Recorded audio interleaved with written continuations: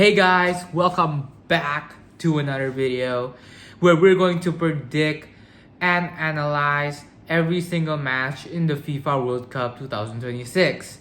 Today we have 3 matches. It was supposed to be 4, but I already did that yesterday. That was Saudi Arabia versus Spain. But today we've got Belgium versus Iran, New Zealand versus Egypt, and Uruguay versus Cape Verde. All 6 teams are coming off a dramatic match after a dramatic match day 1 performance, and after reviewing the updates ratings, some teams are rising while others are already showing serious weaknesses. So let's get right at it. First of all, we got Belgium versus Iran. But before we start, I just want to put this as a disclosure. If I'm pronouncing the names wrong or the words wrong in advance, I'm sorry. And if you want to check out who I'm actually talking about, I'll put the names in the description down below, so you guys should definitely check that out. So let's start with Belgium versus Iran. On paper, this looks straightforward. Belgium have an updated rating of an 82 out of 100. Iran sits at just 68 out of 100. That's a 14-point difference. But if you watch match day 1, you'll know this game is much more complicated than the rating suggests. Belgium drew Egypt 1-1. And honestly, they were lucky not to lose. Their defense looked vulnerable. Kevin De Bruyne struggled to influence the game early, and their attack lacked sharpness until Romelu Lukaku entered and changed everything. Their biggest concern for Belgium remains transition defending. Wherever Egypt attacked directly, Belgium looked uncomfortable. Now let's talk about Iran. Iran also drew their opening game, finishing 2-2 against New Zealand.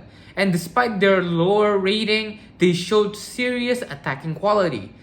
Mehdi Taremi looked dangerous throughout. Mohammad Mohebi proved little in the air. And Ramin Rezaeian delivered one of the best individual performances of match day 1. Iran's problem isn't attack, it's their defense. Their aging backline struggled massively against Chris Wood and Elijah Just. And if they give Belgium that much space, players like De Bruyne and Doku will punish them.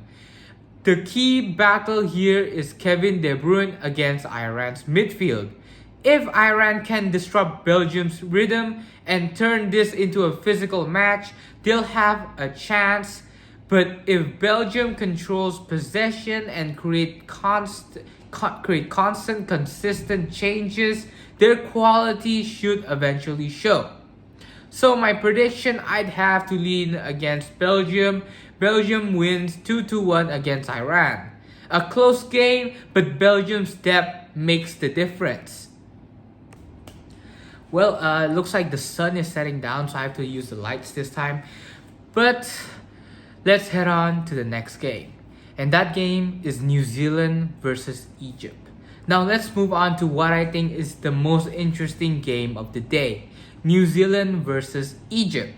New Zealand entered the tournament with very little expectation. Sorry, I had a little bit of a hiccup here. New Zealand entered the tournament with very little expectation. Very little. But after match day 1, everyone is paying attention. Their rating jumped to a 71 out of 100. And the biggest reason is their attack. Chris Wood was incredible. His physical presence completely overwhelmed Iran's defenses. He won aerial duels, held up possessions, created chances, and proved he belongs on the World Cup stage. Alongside him, Elijah just scored twice and looked extremely clinical. The attack earned an outstanding rating of an 85 out of 100. However, New Zealand still have weaknesses. Their defense only scored a 58 out of 100. They were exposed repeatedly, and their concentration levels dropped during crucial moments. Now let's look at Egypt. Egypt may have produced one of the biggest surprises of matchday 1.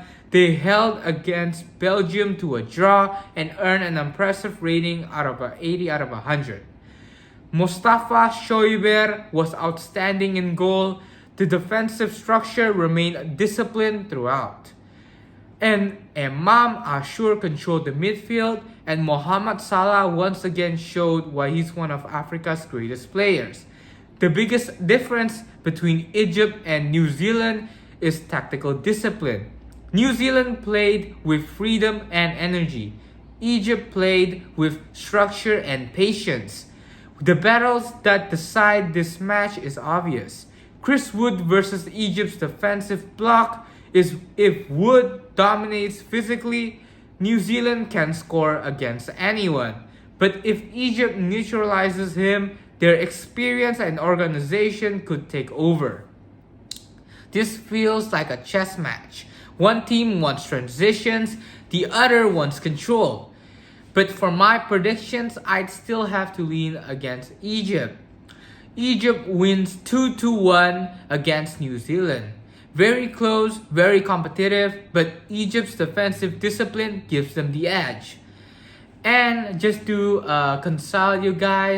consolidate, these statistics happens when you look at before matches, but when you actually watch the game and see how they play, like in the first 10 minutes to 15 minutes, you'll see if they could score more or they're playing bad, because sometimes it shows right at the present. You can't really look at the past too often. So let's move on to the last match. Alright, the last match of the day is Uruguay versus Cape Verde. This is the final match, and this could be one of the most important games in Group H. Their rating sits at 73 out of 100. That's incredibly impressive for a nation making its first World Cup appearance. Their biggest strength are fitness, chemistry, and their belief. Their tactical cohesion was rated 18 out of 20. Their physical fitness earned an incredible 19 out of 20. And they're playing with confidence. The squad has embraced the underdog role, but now let's come to their biggest test, Uruguay. Rated 85 out of 100, one of the highest rated teams in the entire tournament. Their midfield is absolutely stacked. We've got players like Federico Valverde, Manuel Ugarte, Rodrigo Bentancur. That trio can dominate games physically and technicality. The attack remains dangerous with Darwin Núñez leading the line, and Jose Maria Giménez brings the leadership to the defense. Uruguay's only major concern is the absence of Ronald Araujo. Without him, they lose some recovery speed and defensive security. But even with that weakness, they're still one of the tournament's favorites. For Cape Verde to win this match, everything has to go perfectly. They must defend brilliantly, they must take every chance, and they must survive long periods without possession. The problem is that Uruguay creates too many opportunities. Eventually, quality usually wins. So my prediction, I definitely have to go with Uruguay. Uruguay wins 3-1 against Cape Verde. Cape Verde will compete, but Uruguay should have too much firepower for them to handle. So, my final predictions. For Belgium, 2-1 against Iran, Belgium wins. Egypt versus New Zealand, 2-1, Egypt wins. And Uruguay versus Cape Verde, 3-1, Uruguay wins. But what do you think? Can Iran shock Belgium? Can Chris Wood carry New Zealand to another upset? Can Cape Verde continue their dream in the World Cup run? Let me know your predictions down in the comments below. If you enjoyed this video, don't forget to like, subscribe, and turn on notifications so you never miss another World Cup breakdown. And I'll be doing this every day. I've been posting consistently, so you definitely can trust me. Thanks for watching, and I'll see you on the next one, which is tomorrow.